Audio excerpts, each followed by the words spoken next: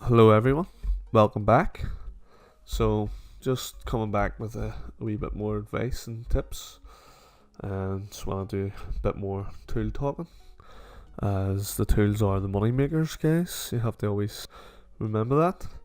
So just using the Refina water brush again, and actually using a Refina Superflex 3 here, and it is a lot more rigid, and I'm up on the stilts doing this scene as well. But the Refina Superflex 3 is much more rigid than any other Superflex that I have used. I'm getting a nice cut. Just really, this is a bit earlier than I would normally use a Superflex, but I'm just getting a feel for it. It could do still the wee bit more breaking in, but I'll get that with time, using it with time. I have been saying in other videos that I have been really loving it during patch jobs and stuff. It's quite good, even getting the edges in on that. Just using the stilts I'm using here, the Marshalltown, the single leg. I know a lot of guys prefer the double leg. Might do a test out on them in the future. So obviously use the Pointsman Hawk and the normal Refina stainless steel trowel to get the sealing on. I think this is actually the second trowel this time. Don't see any browning, and again it's quite a big enough seal, so just sort of walking it. But I have found the Refina Superflex 3 pretty nice to work with. Can't really fault it that way, but obviously time tells a bigger story. Similar to their stainless steel trowel, how I'm still using it after year here, so it sort of kind of gives you an idea of the quality I find in Refina that I'm still using it. And the Pointsman Hawk, definitely pretty comfortable and very nice to take gear up off the board as well. Later on I'm actually going to have all the walls on, and I'm going to use a wet angle trowel and a spatula, so I'll talk over them as well. But again, it's not too warm in this particular job, and I was using the red bags of Carlite, which they're about 3 hours setting time.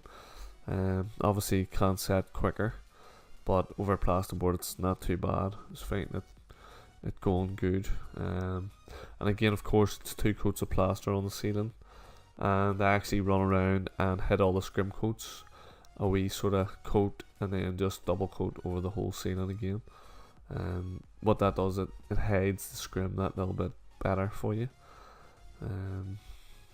Bit like what I've done in the corner of the room there was a wee bit of a gap, so I scrimmed it up and just filled it out with skim, and that was a wee quick shot of the red Carlite plaster.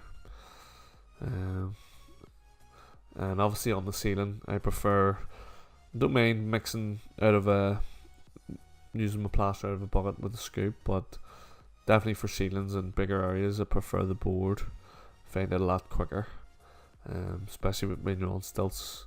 Even if you're on your own, you can mix up, get it onto the board, and then work it from the board. Then get your bucket and your drill washed out, and then just work off the board. If you set up and prepare everything that way, you will be beating half the battle. There is a dust sheet down here. There's tiles down. So obviously, if you're using stilts and you're using a dust sheet, you need to be that bit extra careful. And there's a closer look at the Carlite bags. So here's onto the Tyzack spatula. This is all been coated, 2 coats, and basically this is my first trial in, and you can see it's actually been coated quite neat. I always recommend that you coat both coats as neat as possible, no matter, even if you're putting on bulk jan, spend that little bit of time on keeping it neat, and that'll help in your trial in stages.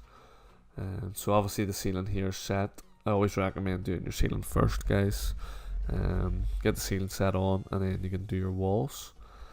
So I've done wet angles here as well.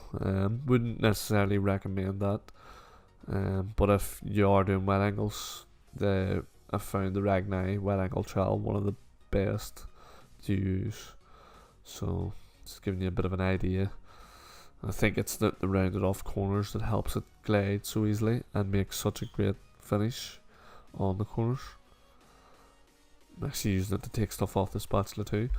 But what I'm finding with the spatula is it helps keep a straight edge while I'm really concentrating on all the angles. It helps keep everything straight as a die. Obviously you can get bigger spatulas and smaller spatulas. And I would love, actually, I will keep on saying, but I must try and do a wall, sort of coat the wall on and try and finish it with spatulas. I think I could do it, but I think it would be slower than if I had a trowel. But that's just because that's what I'm used to.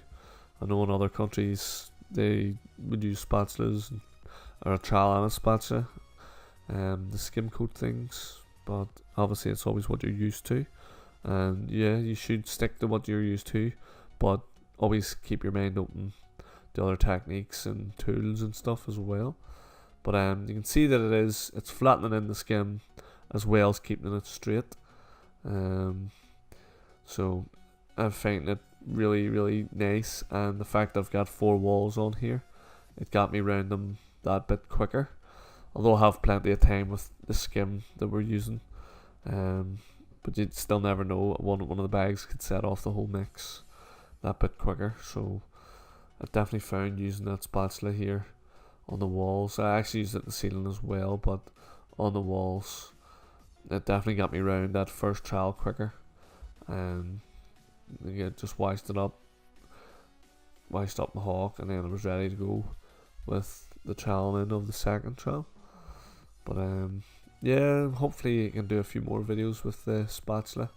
And you can see here what I'm actually in. There's a wee hole there, and I can actually fill it in just like you would a trowel. Just go over it a couple of times, couple of passes until it's all filled in. So that's it for now. If you're not subscribed, get subscribed.